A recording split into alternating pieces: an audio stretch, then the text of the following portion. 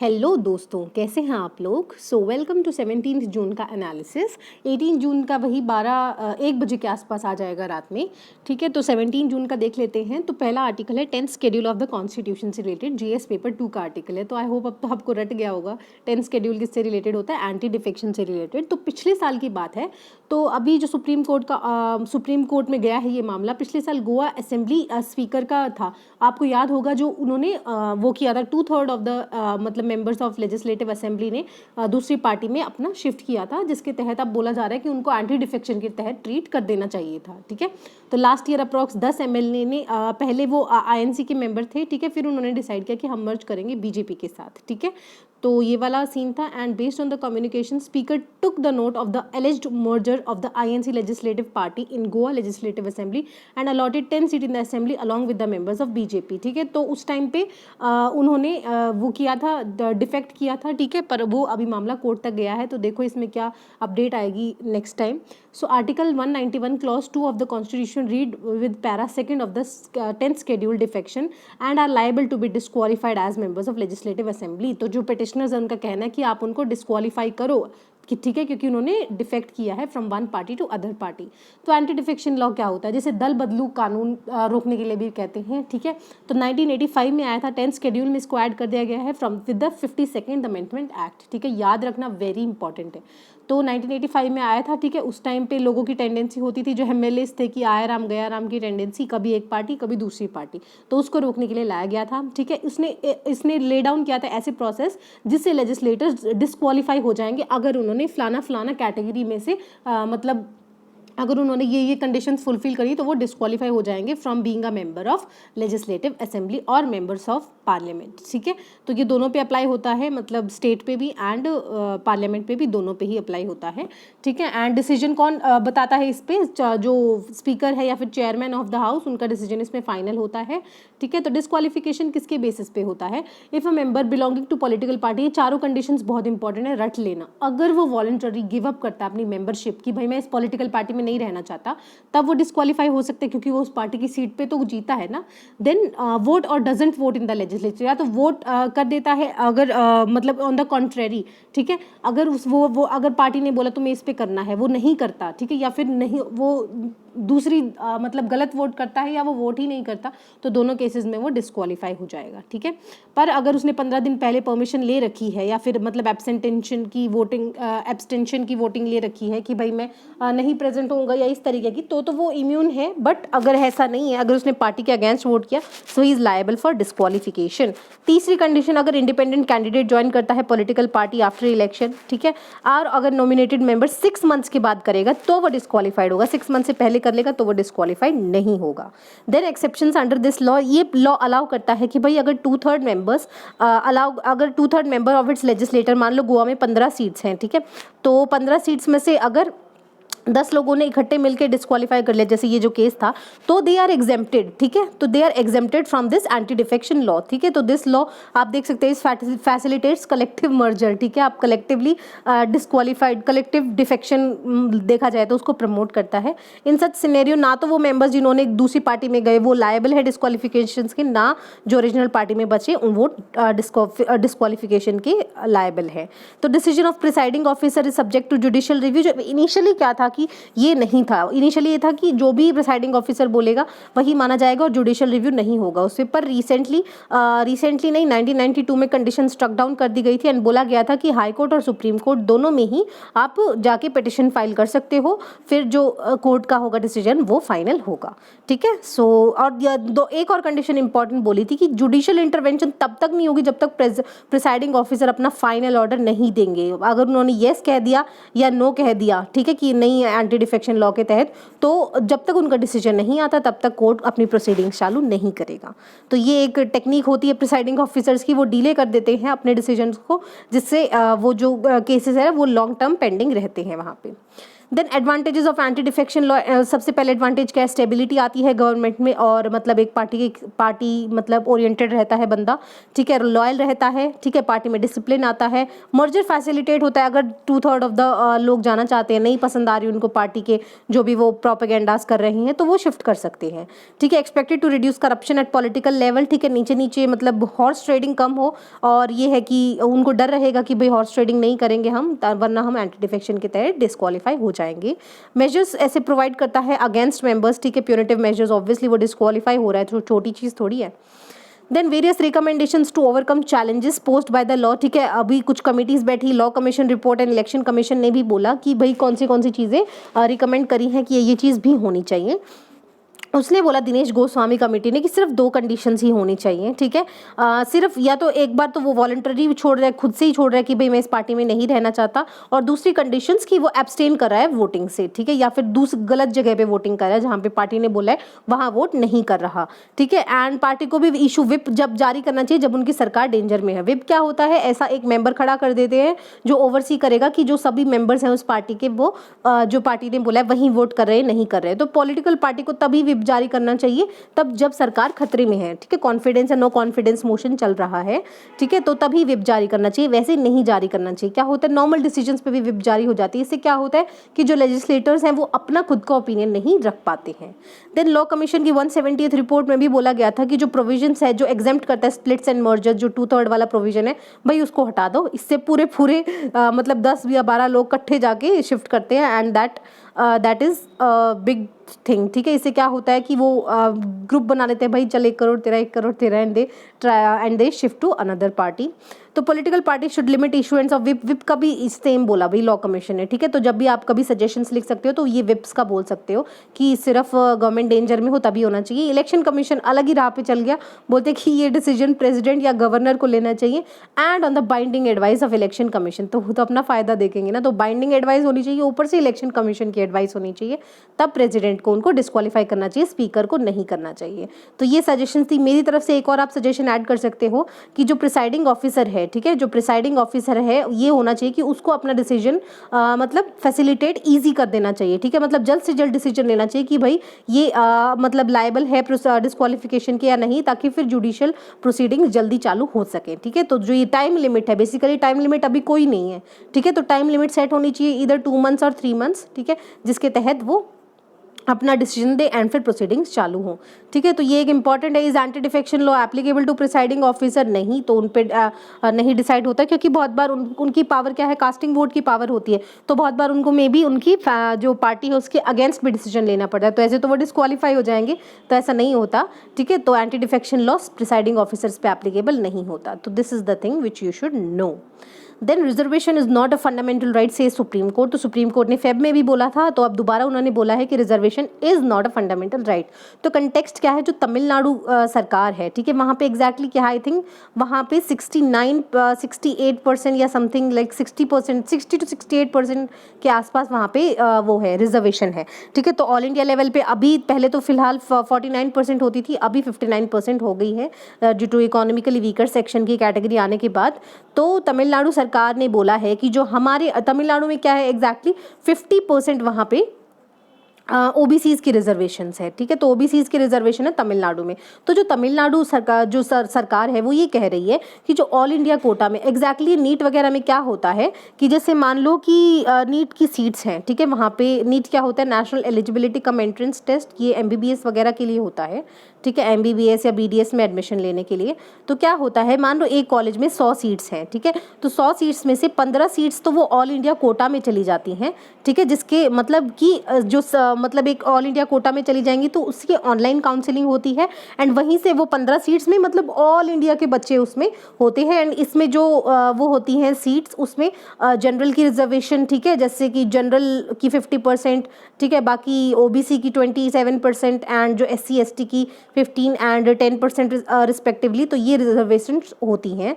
तो और जो ये 15 सीट्स होती है इसमें, तो ऐसी 15 हर कॉलेज की मिला के सीट्स होती हैं। तो बाकी की जो बची 85 सीट्स होंगी ना किसी भी कॉलेज में, वो वहाँ की स्टेट गवर्नमेंट द्वारा भरी जाएगी, जिसे मतलब देखो एंट्रेंस एग्जाम तो एक ही कंडक्ट होता है नीट, ठीक है, पर जो सीट्स है वो अलग अलग डिस्ट्रीब्यूट हो जाती है, मतलब अलग अलग सीट्स पे काउंसलिंग होती है। तो ये जो 85 सीट्स है इस पे स्टेट गवर्नमेंट काउंसलिंग करवाती है और स्टेट गवर्नमेंट के ही रूल्स या फिर रिजर्वेशंस लगती हैं, ठीक है। तो तमिलनाडु का केस देखा जाए तो मान लो वहाँ पे कोई कॉलेज है तो वहाँ पे 15 सीट्स तो मान लो ऑल इंडिया कोटा की हैं, जिसपे online counselling and centre counselling कराएगा, और 85 सीट्स तमिलनाडु गवर्नमेंट की हैं।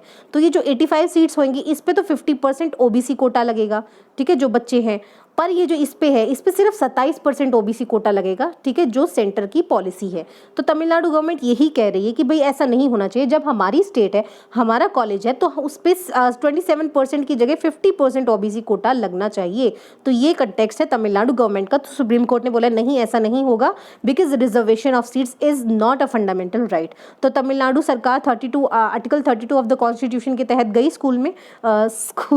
सुप्रीम कोर्ट में, एंड उन्होंने बोला कि भाई आप रिजॉल्व करो इस चीज़ को, ठीक है। तो बोला कि सेंटर वायलेट कर रहा है right of the people of Tamil Nadu to have fair education, क्योंकि ये जो अपनी सीट्स हैं उस पर 27% कोटा लगा रहे हैं, जबकि हमारे यहाँ 50% है, तो 50% लगना चाहिए। तो ये वाला सीन है टोटली। तो की ऑब्जर्वेशन मेड बाय कोर्ट, तो कोर्ट ने क्या बोला, reservation is not a fundamental right, hence article 32 apply नहीं हो सकता। Therefore not giving quota benefits can not be construed as a violation to any constitutional right. तो साफ साफ बोला है कि भाई फंडामेंटल राइट नहीं है रिजर्वेशन, ठीक है। तो पेटिशनर आर्ग्यूमेंट क्या है कि non implementation of such reservation violate करता है जो फंडामेंटल राइट है, जो तमिलनाडु के रेजिडेंट्स हैं उनका फंडामेंटल राइट वायलेट कर रहा है, ठीक है। मैं आपको बता चुकी हूँ कि 50% रिजर्वेशन है ओबीसी कैंडिडेट्स की, ठीक है। ऑल इंडिया जो तमिलनाडु की है 85 सीट्स मान लो किसी भी कॉलेज में, उसमें 50% कोटा लगता है, पर जो 15 सीट्स होंगी वो ऑल इंडिया कोटा के थ्रू भरी जाती हैं, ठीक है, एंड उस पर 27% रिजर्वेशन लगता है। तो कोर्ट की वर्डिक्ट क्या आई है तो कोर्ट की वर्डिक्ट रिजर्वेशन इन प्रमोशंस में भी आई थी फरवरी में 2020 में भी हमने कवर किया था इसको, उसने भी रूल किया था, तब भी रूल किया था कि no fundamental right to claim reservation in public jobs, ठीक है, and no court can order state government कि भैया आप रिजर्वेशन प्रोवाइड करो इन केस ऑफ SC/STs, क्योंकि साफ साफ बोला है जो फंडामेंटल राइट टू इक्वालिटी उसमें बोला है कि भाई पहले तो आपको डिस्क्रिमिनेट वगैरह नहीं करना चाहिए, कास्ट, सेक्स, रिलीजन, ठीक है, resident, religion, caste, sex and place of birth के तहत कोई भी इक्वालिटी सब होनी चाहिए, ठीक है। तो उसके बाद भी अगर कोई बोलता है कि तो उसमें साफ साफ ये बोला है, पर ये कोई भी कंडीशन नहीं प्रिवेंट करेगी गवर्नमेंट को ऐसी पॉलिसीज बनाने के लिए जिससे वो जो बैकवर्ड क्लासेस हैं या शेड्यूल कास्ट, शेड्यूल ट्राइब्स हैं उनको वो बेनिफिट एक्सटेंड ना करे, ठीक है। इस जो भी इस आर्टिकल में लिखा है वो सरकार को प्रोहिबिट नहीं करेगी, पर उन्होंने ये भी बोला कि अगर प्रोहिबिट तो नहीं करेगी तो ये सरकार की मर्जी, वो देना चाहते तो अच्छी बात है, नहीं देना चाहते तो कोई बड़ी बात नहीं है, और हम उनको फोर्स नहीं कर सकते। And no fundamental right to claim reservation in public and jobs, ना ही आप फोर्स कर सकते हो ना ही कोर्ट फोर्स कर सकता है, ठीक है। तो आर्टिकल 15 एंड आर्टिकल 16 क्लॉज 4 क्या कहता है कि equality provisions do not prevent government from making special provisions, ठीक है। गवर्नमेंट को प्रिवेंट नहीं कर सकती, वो स्पेशल प्रोविजंस कर सकते हैं अगर दिख रहा है उनको कि भाई बैकवर्ड क्लासेस या शेड्यूल ट्राइब्स एडिक्वेटली रिप्रेजेंटेड नहीं है और उनको कुछ बेनिफिट्स एक्सटेंड करने की ज़रूरत है तो वो कर सकते हैं। आर्टिकल 16 क्लॉज 4A बोलता है allows reservation to SC/STs in promotions as long as government believes वो एडिक्वेटली रिप्रेजेंटेड नहीं है। तो ये बोलता है कि रिजर्वेशन इन प्रमोशन, बट ये नहीं है कि अगर सरकार नहीं प्रोवाइड करी, मान लो किसी स्टेट में नहीं है तो आप कोर्ट में जाके बोलो कि भाई स्टेट में नहीं है एंड ये तो हमारी रिजर्वेशन ये तो दूसरी स्टेट्स में है, इस तरीके की प्रमोशन में मिलती है उनको रिजर्वेशन, तो ऐसा नहीं है। ये जो रिस्पेक्टिव स्टेट गवर्नमेंट है उनकी पूरी उनकी वो जाती है कि अगर वो देना चाहते हैं तो वो देंगे, वरना नहीं। And in Indira Sawhney case of 1992 this is very important case, साफ साफ बोला कि combined reservation quota shouldn't exceed 50% of the seats, हालांकि this has been violated, but वो इस प्रोटेक्शन वायलेट किया गया है कि जो इकोनॉमिकली वीकर सेक्शन है, ये तो हमने जनरल कैटेगरी में से ही ली है, तो टोटल जनरल कैटेगरी की सीट तो 50% ही रही, ठीक है। तो ये सेंट्रल गवर्नमेंट का आर्ग्यूमेंट है, ठीक है। आर्टिकल 2019 में 103rd कॉन्स्टिट्यूशन अमेंडमेंट एक्ट में जो 10% रिजर्वेशन इकोनॉमिकली वीकर सेक्शन के लिए बोला गया गवर्नमेंट जॉब्स वगैरह में, आई थिंक आप उसको पता ही होगा, ठीक है। तो 10% सीट्स करके इसके तहत टोटल हमारी जो रिजर्वेशन है वो 59% हो चुकी है सेंट्रल गवर्नमेंट जॉब्स में। रिट जुरिस्डिक्शन क्या है भाई? जो सुप्रीम कोर्ट है under article 32 and high court under article 226, दोनों आर्टिकल सुप्रीमली इंपॉर्टेंट है, याद रखना। तो इसके तहत वो रिट्स जारी कर सकते हैं, just like habeas corpus, mandamus, prohibition, certiorari, quo warranto. तो ये भी मैंने कवर की हुई हैं सारी रिट्स जो सुप्रीम कोर्ट और हाई कोर्ट करता है। आप प्ले लिस्ट में जाके चेक कर सकते हैं, आपको मिल जाएगी। And parliament can under article 32 can also empower any other court to issue these writs. तो किसी भी अदर कोर्ट को एम्पावर कर सकता है, पर अभी तक ऐसा कोई प्रोविजन नहीं हुआ, मतलब पार्लियामेंट में किसी अदर कोर्ट को पावर नहीं किया गया है, ठीक है। तो Supreme court and issue Ritz only for enforcement of fundamental right, जबकि हाई कोर्ट दूसरी चीज़ों के लिए भी रिट इशू कर सकता है, ठीक है। इसीलिए हाई कोर्ट की जो रिट जुरिस्डिक्शन की पॉकेट है वो सुप्रीम कोर्ट से ज़्यादा वाइडर है।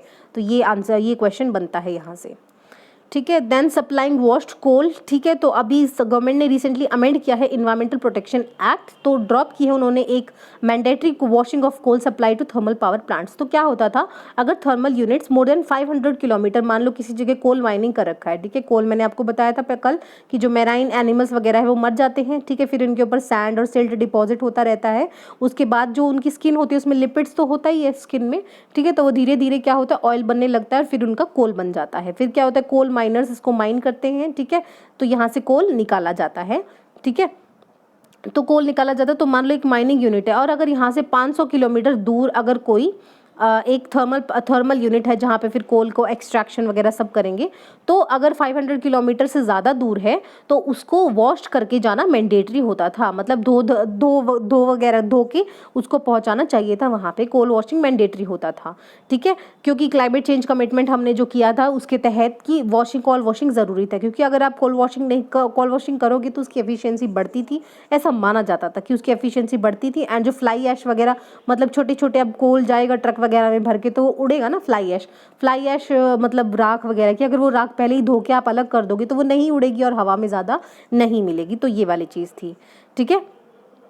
तो ये वाली चीज़ हुई थी। And what was the rational behind mandatory washing, कि भाई प्रोग्रेसिव रिडक्शन होता है, तो जो अनवॉश्ड कोल ट्रैवल करेगा तो वो फ्लाई ऐश वगैरह खिंडेगा ज़्यादा एंड वो ज़्यादा मतलब एयर पोल्यूशन कॉज करेगा, बेसिकली बात ये थी। So this was done in the line of country stand of the climate change negotiation not to reduce, हमारे जो हमने जो प्रॉमिस किया है कि भाई हम कोल की कंजप्शन रिड्यूस नहीं करेंगे, पर हम जो एमिशन है उसको कंट्रोल करेंगे। And washing coal increases efficiency and quality of dry fuel, ठीक है। तो क्वालिटी और एफिशिएंसी बढ़ती है, ये माना जाता था पहले, इसीलिए वॉश करके उसको बेचते थे, पर सेंटर ने अभी उसको क्वैश डाउन कर दिया। And let me tell you, coal is very important, तो कोल से रिलेटेड हर अपडेट आपको याद करनी है। देन वॉशिंग कोल इंक्रीज करता है। In theory process like washing coal was suppose to be good for everyone, theory में ये माना जाता था थर्मल पावर प्लांट्स में फ्यूअर ऑपरेशनल प्रॉब्लम्स आती, ठीक है, due to poor quality of coal, ठीक है। तो क्योंकि कोल उनके पास वॉश होके जाएगा तो उसमें एफिशिएंसी ज़्यादा होगी। In the combustion of washed coal would be better from an emission and local air pollution perspective, and unnecessary transport of large amount of ash and non combustible material would be minimised, ठीक है। बात ये कह रहे हैं कि भाई उसमें लगभग 30% के आसपास फ्लाई ऐश वगैरह या इस तरीके की इम्प्योरिटीज़ होती हैं, तो अगर आप उसको धो के भेजोगे, पहली बात तो वो 30% की जगह एक्स्ट्रा कोल आ जाएगा, ठीक है, एंड ऊपर से उसकी एफिशिएंसी बढ़ेगी, तो ये माना जाता था, ठीक है। Ultimately aimed at protection of environment, basically protection environment की बोला जाता था। तो अभी डू अवे क्यों कर दिया ये वाली चीज़, ठीक है। अब ये पता चला है कि भाई कोल वॉशिंग एमिशंस रिड्यूस करने में हेल्प नहीं करता, ठीक है। Coal rejects from washery finds their way into market, ठीक है। जो कोल रिजेक्ट्स है, फ्लाई ऐश वगैरह जो वॉश करके, या एक तो ड्राई वॉशिंग होती है, एक वेट वॉशिंग होती है, उसके तहत जो भी पर्टिकुलेट मैटर जाता है तो वो इंडस्ट्रीज़ वगैरह के पास जाता है, एंड वो कुछ बेटर यूज़ करती हैं, कुछ उसको वेस्ट कर देती है, तो उससे ज़्यादा पॉल्यूशन होता है, ठीक है।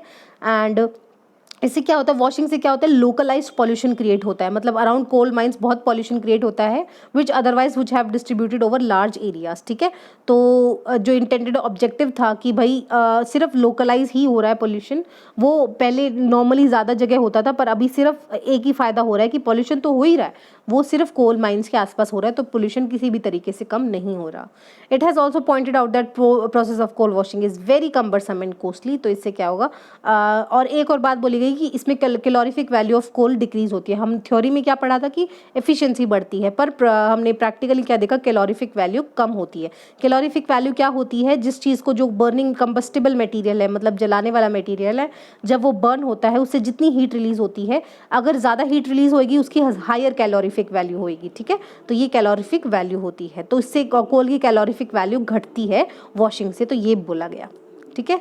वे अहेड क्या है कि CPCB की गाइडलाइंस के अनुसार plant with close to 50 gigawatt of thermal power capacity needs to install emission control system. तो वॉशिंग कुछ नहीं करना, अगर जो थर्मल पावर प्लांट की कैपेसिटी अच्छी खासी है तो उसको अपनी मतलब इंडिजीनियसली ही एमिशन कंट्रोल सिस्टम इंस्टॉल करना पड़ेगा अपनी यूनिट में, ठीक है। It would also be beneficial to use raw coal instead of washed coal, ठीक है। तो रॉ कॉल यूज़ ज़्यादा करना पड़ेगा।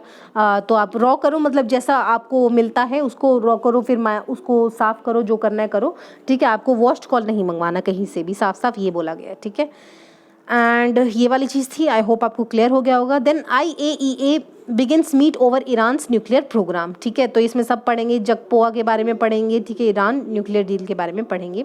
उसने सीरियस कंसर्न एक्सप्रेस किया है इंटरनेशनल एटॉमिक एनर्जी एजेंसी ने कि भाई ईरान फेल कर रहा है। मतलब हम वहाँ पे इन्वेस्टिगेशन करवा रहे हैं कि भाई ईरान की जो मतलब इल्ज़ाम लगाए गए कि ईरान नहीं कंप्लाई कर रहा है न्यूक्लियर डील से, हम इन्वेस्टिगेट करें, पर ईरान कोऑपरेट नहीं कर रहा।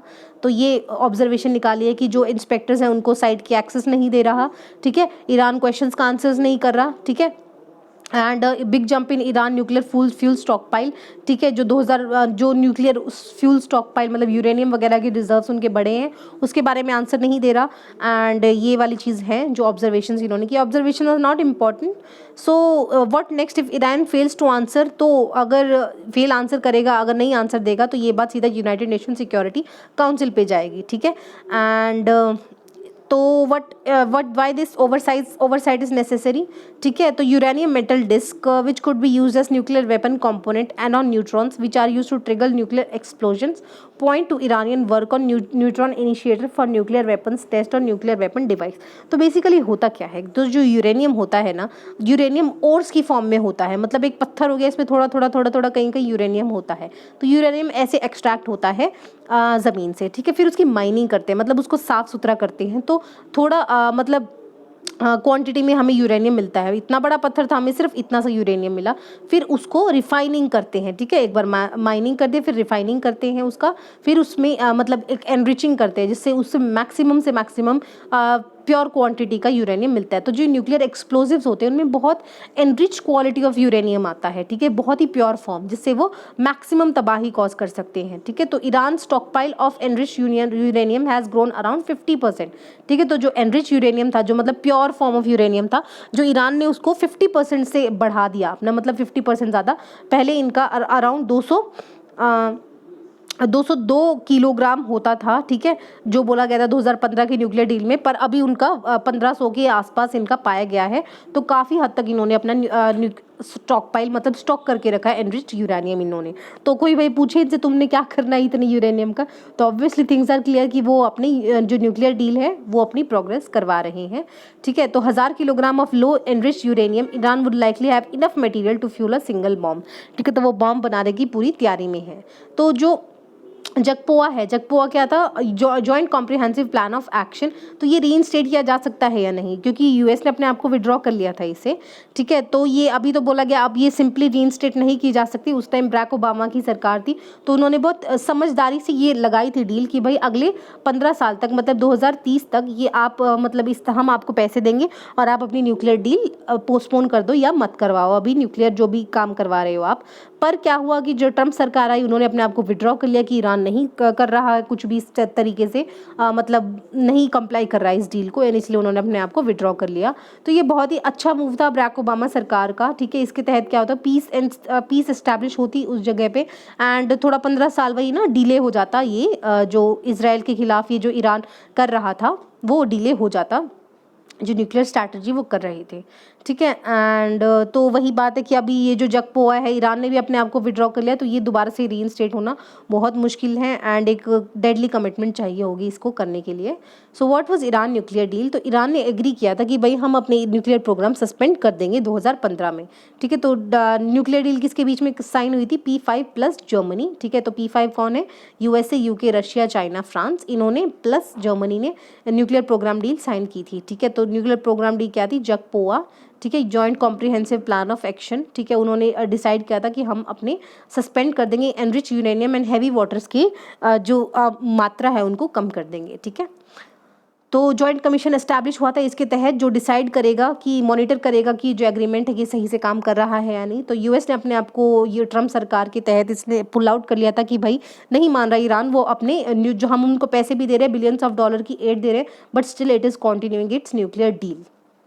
ठीक है, तो IAEA क्या है? ये world's atom for peace organisation है, 1957 में एस्टैब्लिश हुई थी within United Nation family. Report किसको करता है? United Nation General Assembly plus UNSC। Headquarters कहाँ है? वियना, ऑस्ट्रिया में। फंक्शंस क्या है? मेंबर स्टेट के साथ काम करता है to promote safe, secure and peaceful use of nuclear technology, and promote करता है peaceful use of nuclear energy and inhibit करता है for use of nuclear energy for any military purposes.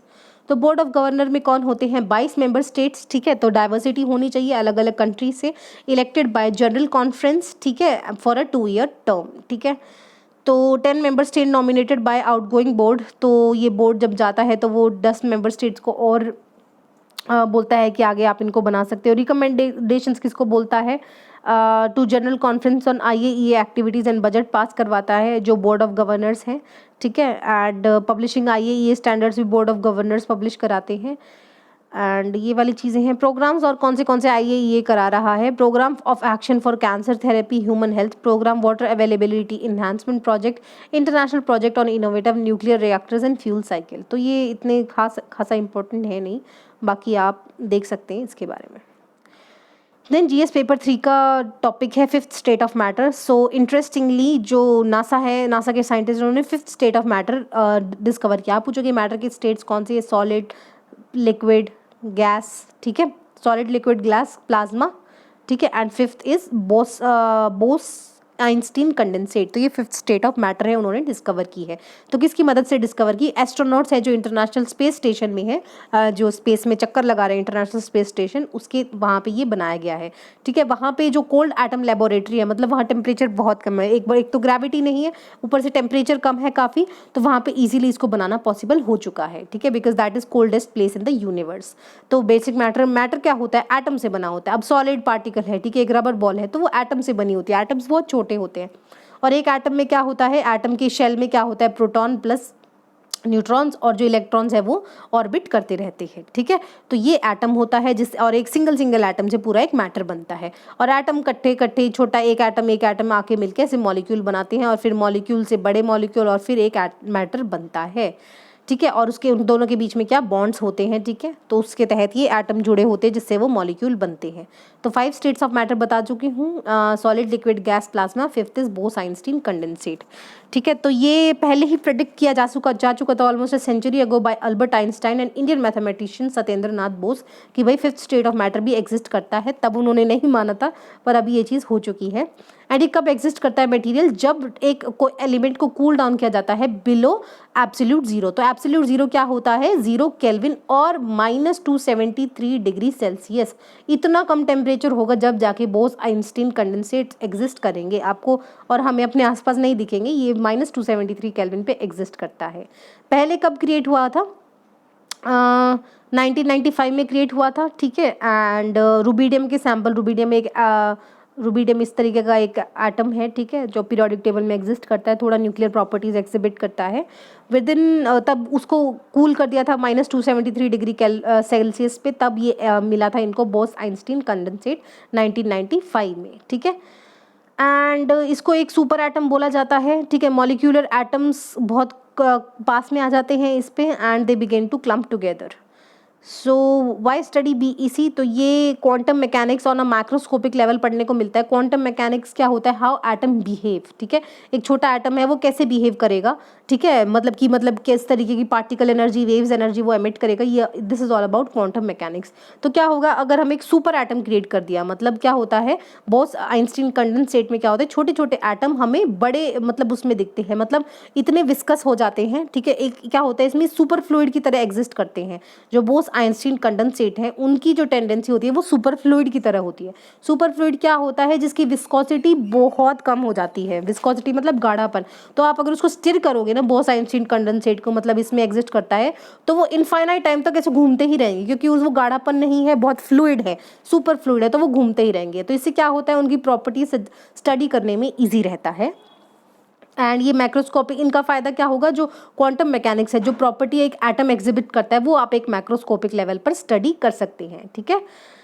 And ये बोलता है कि यूज टू स्टिमुलेट कंडीशंस जो एक ब्लैक होल में एग्जिस्ट करती होंगी। तो और फिर ये बोला गया है कि बोस आइंस्टीन कंडेंसेट को स्पेस में क्रिएट करना क्यों ईजी है, क्योंकि पहले वहाँ ग्रेविटी का नहीं है। तो पता है क्या, ये जो 1995 में बना था, ये हमने मतलब अर्थ पे ही बनाया था। तो क्या हुआ, ये जो सुपर एटम है ये 1 सेकेंड से ज़्यादा एग्जिस्ट ही नहीं कर पाए, मतलब ब्रेक हो गए इतनी ही देर में।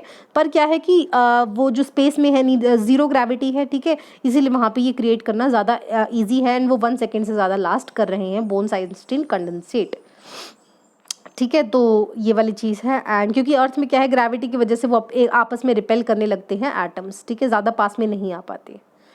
सो this is a thing about Bose Einstein condensate. Temperature ध्यान रखना -273 डिग्री सेल्सियस और absolute 0। Then world day to combat desertification and drought 17 June को बनाया जाता है, ठीक है।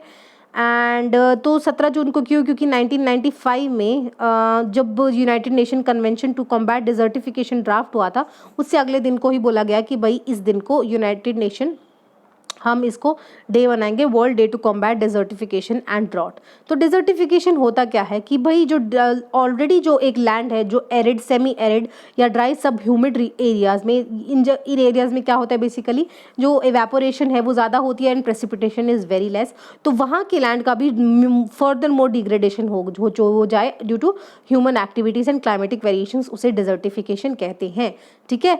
तो ये नहीं है कि एक्सपेंशन ऑफ एग्जिस्टिंग डेजर्ट, कि भाई अगर सहारा डेजर्ट है वो ज़्यादा एक्सपैंड हो गया तो डिजर्टिफिकेशन नहीं, जो एरिड, सेमी एरिड और ड्राई सब ह्यूमिड एरियाज हैं, ठीक है, क्योंकि ये सारे मतलब डेजर्ट तो बिल्कुल ही सूखा पड़ जाता है। तो अगर दूसरे रीजन्स भी अगर वो ज़्यादा डिग्रेड हो रहे हैं तो उसको भी डिजर्टिफिकेशन माना जाता है, ठीक है।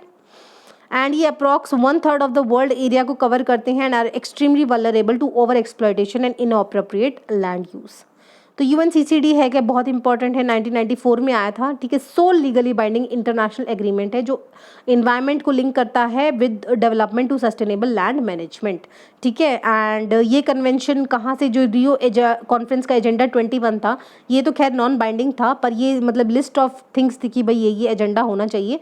तो उसके तहत मतलब इसका सोर्स बेसिकली यूएनसीसीडी का कहाँ से था, रियो कॉन्फ्रेंस एजेंडा 21 जो 1992 में आया था, ठीक है। To help publicise the convention 2006 को ईयर डिक्लेयर कर दिया गया था, year international year for desert and desertifications. Focus area कौन से होंगे, arid, semi arid and dry sub humid area, जिनको ड्राई लैंड भी बोला जाता है। एम क्या है, 175 पार्टीज हैं जो एम करेंगी, इम्प्लीमेंट करेंगी इस कन्वेंशन को एंड अचीव करेगी सस्टेनेबल डेवलपमेंट गोल्स, ताकि जो लैंड का ओवर यूज एंड ड्रॉट की कंडीशंस जो बार बार आती है वो कम हो एंड एक फूड्स, वाटर एंड एनर्जी की मतलब कांस्टेंट सप्लाई आती रहे। हमारी यहाँ नोडल मिनिस्ट्री कौन सी है, ministry of environment, forest and climate change, जो इसको ओवरसी करती है इस कन्वेंशन को। कंसर्न्स क्या है इंडिया की, इंडिया डिजर्टिफिकेशन विटनेस कर रहा है, मतलब 29 में से 26 स्टेट्स में तो डेजर्टिफिकेशन के लेवल बढ़ते ही जा रहे हैं सिंस 2005, ठीक है। तो ये डाटा है, ये इंपॉर्टेंट है, याद रखना, ठीक है। More than 80% of the country degraded land सिर्फ 9 स्टेट्स में लाई करता है। ये इंपॉर्टेंट स्टेट्स हैं, Rajasthan, Maharashtra, Gujarat, Jammu Kashmir, even Jammu Kashmir, you can see that. तो ये नहीं है कि भाई जहाँ पे सूखा वाला एरिया है, नहीं, arid, semi arid and dry sub humid areas, ठीक है। कर्नाटका, झारखंड, उड़ीसा, एमपी एंड तेलंगाना, ठीक है। टॉप 3 डिस्ट्रिक्ट जहाँ पे सबसे ज़्यादा एरिया है लैंड डिग्रेडेशन का, कौन सा है, राजस्थान, दूसरा लाहौल स्पीति हिमाचल प्रदेश एंड तीसरा कालगिर जम्मू कश्मीर। ठीक है, तो ये इंपॉर्टेंट था। रीज़न क्या है? Water erosion, wind erosion, human made settlements, vegetative degradation, salinity and others. ठीक है, तो इंपॉर्टेंट है वाटर इरोजन, ये वाली डिजर्टिफिकेशन ज़्यादा कॉज करता है। देन फैक्ट फॉर प्रीलिम्स, सीजियोथोरैक्स सिकुरसिनुमेंसिस, so this is a new species of fish जो अरुणाचल प्रदेश में आई है। ठीक है, ये डिस्कवर की गई है एंड क्योंकि वहाँ पे जो रिवर्स हैं, रिवर सीकू एंड सीरम, उसके उस पे नाम है सीकू सीरम। देखो, देख रहे हो ना, तो इन दोनों रिवर्स पे नाम है। तो रिवर्स का नाम ध्यान रखना, पूछ सकते हैं ये रिवर्स कहाँ पे लाई करती है, तो अरुणाचल प्रदेश में है river. So I hope we are clear and आपको अच्छा लगा होगा discussion and thank you so much for watching.